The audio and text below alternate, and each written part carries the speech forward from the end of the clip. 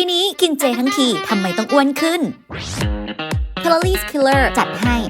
อาหารเจคลีนครบ 10 วันไม่ซ้ำเมนู อร่อย อิ่ม สุขภาพดี ไม่กลัวแคลอรี่ปรุงด้วยวิธีต้ม